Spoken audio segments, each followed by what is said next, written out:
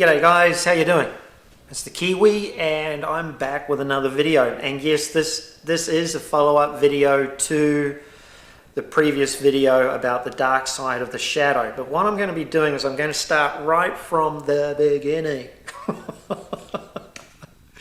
Yeah, I'm going to start right at the beginning, and what we're going to do is we're going to slowly but surely work through this subject matter.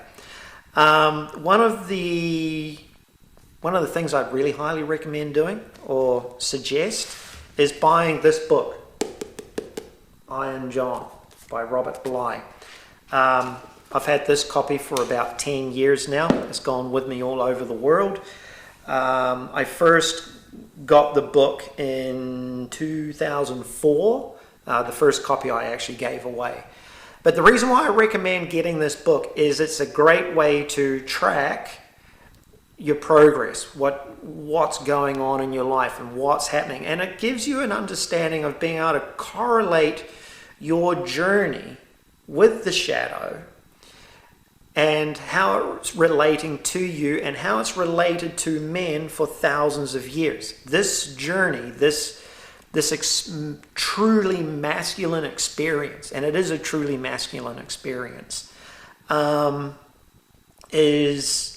has been written about, like I said, for thousands of years. It's the story of Achilles and the Battle of Troy. It's the story of King Arthur and the Knights of the Round Table.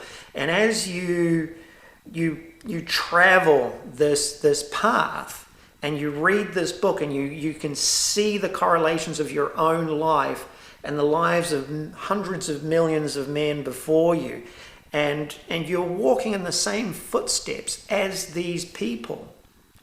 Now, the other thing that's really amazing about this is Carl Jung talked about this.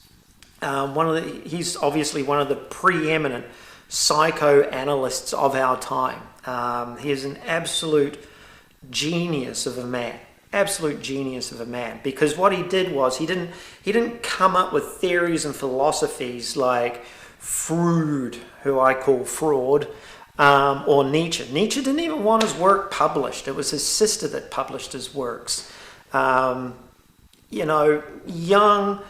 took ancient knowledge. He took the studies of ancient practices, ancient knowledge, all these stories, and applied them to other research and his own personal experience, and he was able to really get his whole essence, his whole being around the subject of the masculine experience and also the experience of humanity. So one of the things that he talked about, one of the key things that he talked about this journey and how you actually start this journey is, believe it or not, and he said this isn't something that was made up. He's written this, it's in print to this day. You have to go your own way. Say what? You have to go your own way. You have to leave the nest. You have to be a man going your own way. Say this isn't so. It is. It's the truth. This is something I've been living for the last 16 years, since July of 2004. As an individual, we need to be able to leave behind the comforts of our lives. We need to leave behind what we have become, what's become ingrained in us. And when stuff becomes ingrained in us, it doesn't matter what sort of life we've had. We could have had an incredibly abusive life. We could have lived a life of luxury. It doesn't matter what end of the spectrum you're on. We become comfortable with those aspects of our lives. So comfortable that we will actually keep on trying to repeat those cycles throughout our life. And that's why going our own way, breaking out of the nest, breaking out of the comfort zone of our home, our parents, the roof that we've lived under, the social settings, the social dogmas, everything that we've become accustomed to, we need to move away from that. Now, when we do this, I've mentioned this in comments on other videos. One of the comments that I've made is the darker the entrance into the forest, the darker the area where we enter the forest, the greater the journey. Now, what I mean by that is that we're taking a bigger jump. We're taking a bigger leap of faith. Most people just leave the nest and move into a home in the same town, same city. They stay close to their parents. They stay close to what is socially normal to them, the social dogmas, the social rituals, whatever. They don't expand their knowledge, so they just carry on the status quo. That's not going your own way. Some people will beat around the bush, where they will move out of the town and they'll go stay in the same country, but they'll move to a different city. They'll try to make their own way. That is, I would say, entering the forest in a very lightly wooded area. You can still see the sky, you still see the clouds, you're still around the same group of people, the same social, economic situations, dogmas, etc. But you've kind of distanced yourself. You're giving yourself a shot. When I talk about heading into the forest in the darkest point possible, I'm talking about packing your bags, getting on a plane or a ship, and getting the fuck out of Dodge. Going as far away as you possibly can. Myself, personally, I ended up in LA. Now, I left Blenheim, New Zealand in 1989. It was a town of 16,000 people. I moved to a city of approximately 8 million. At that time, that was 4 times the population of New Zealand, or just under 4 times the population of New Zealand. When I landed at LAX airport and walked out into the arrival areas, I was just like, oh my God. I can see it to this day. I couldn't get over it. The parking structures, I'd never seen parking structures like it. And that amount of time, the moment I stepped out, I saw more cars and more people than I'd ever seen in my entire life. Just at the airport, I was just blown away. So that's what I mean by entering the forest in the darkest possible area. You're really taking a massive leap of faith. You're heading into the wilderness. You have no clue what you're getting yourself into. You are literally taking life by the balls. Now, what this does is it's like it opens up a door, and it literally is telling the gods, okay, I'm at your beck, I'm at your mercy. I have no clue what I'm doing. Let's give it our best shot possible. And I wasn't thinking that way when I did this. I just did it. I knew that if I was to improve my life, if I was to try to learn what I wanted to become better and better and better at what I did. And the only way I could do that was to get out of the town that I was living in. And even New Zealand. There was nobody in New Zealand that was doing what I could see overseas. When I was looking at Formula One racing, I was looking at IndyCar racing, I was looking at all this amazing stuff overseas. None of that was happening in New Zealand. Because in '89, the country was only 2 years out from when it went bankrupt. There was nothing happening here. It was pathetic down here. It was unbelievable. So I had to make my own way. I had to go out there. I had been raised in an extremely abusive environment, and because of that, there was also this level of, how could you word it, like this level of naivety where I wanted to prove to the world that I could do something. I had this, it's in the book Iron John, they call them the flying boys, Peter Pan complex, that sort of stuff. I wanted to be able to go out there into the world and actually really prove something to the world. It was like I felt I was special. And yeah, it's amazing the twists and turns that life will take you down. So what happens is you, like I said, it's like you're leaving your life up to the gods. It's like you mentally can't really cope with what you're doing. So you've just got to go. And when you go, your mind kind of shuts down, and it starts to allow this essence inside of yourself to evolve. And what happened for me was I thought I deserved to be doing this. I felt that I should be in the top tier, as far as motorsport and everything like that. And it was really amazing because I was slowly pushed into, by the hand and twists of fate, into a job that was an incredible base of education, where I had some mentors that were able to really, embrace me and teach me some incredible stuff.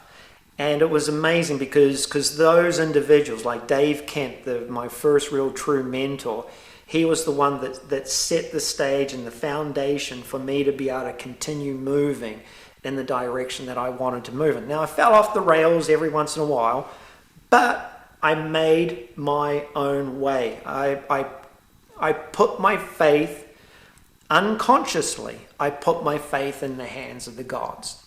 And literally, that's how my life has really been playing out, in all honesty, since 89, if I really think about it.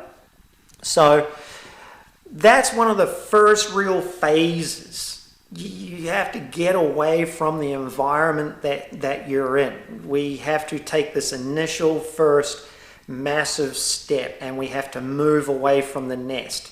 We have to move away from the comfort of our lives. We have to really, really, really put our hands and our faith and everything about us literally in the hands of a higher power, whatever that power may be. And Carl Jung talks about it.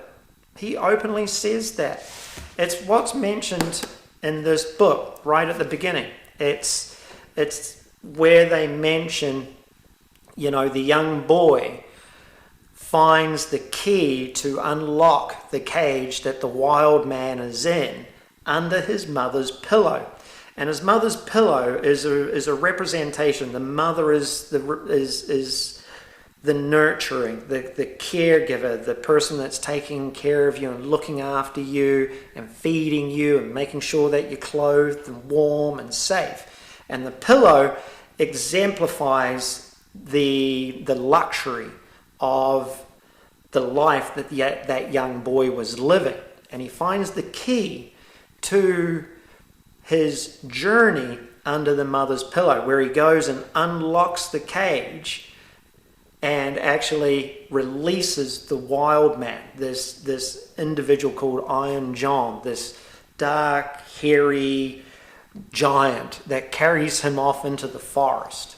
And it's very interesting how they utilize the terms of this hairy, dirty, ancient man, because that's what our soul is. It's this ancient, eternal entity that lives inside of us, that's connected to everything. And if you turn your life over to that, it will take you on a journey where you can be a witness to some of the most incredible stuff.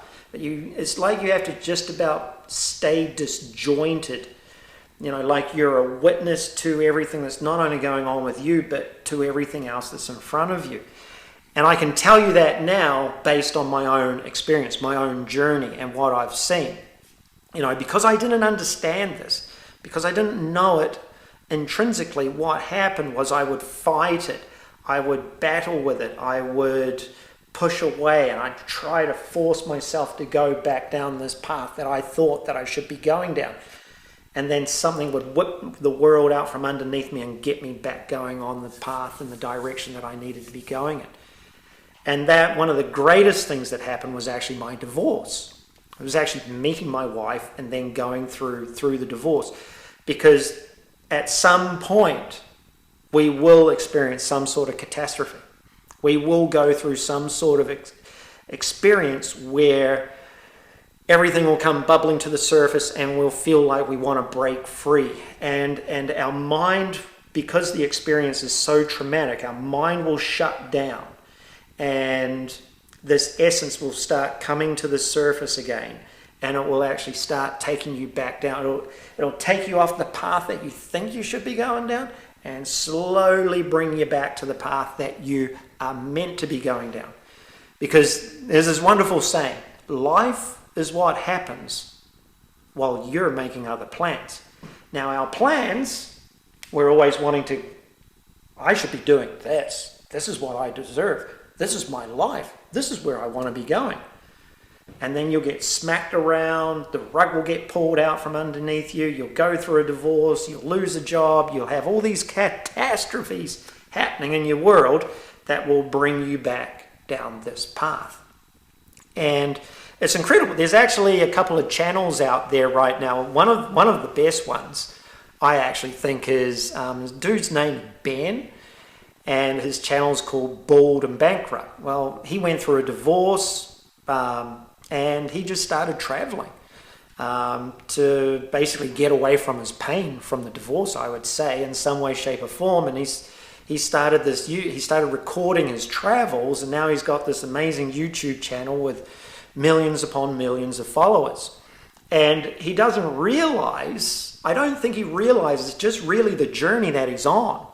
I don't think he really understands the gift that he's actually giving his viewers, because he's a man, he's literally a man that's going his own way all over the bloody world. I mean, it's really amazing, truthfully.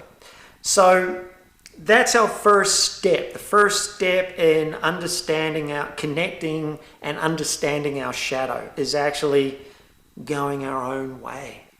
It's amazing, getting out of the nest, getting away from our socio-economic environment, getting away from the dogmas of our society, and putting ourselves out there literally at the mercy of just the gods and everything around us. And if you do that, your journey will be pretty amazing. It really will. So I'm going to leave that right here. I'm going to let you guys ponder that. If you can, get this book, download it, and start reading it. And honestly, start looking at your life. Start looking around you. Start seeing what it is that you could possibly do to spice it up a little bit. Rock the boat. The status quo is never a good place to be. So anyway, there's going to be a lot more on this subject. So I will leave it there, and I'll be talking to you guys soon. Okay? Take care.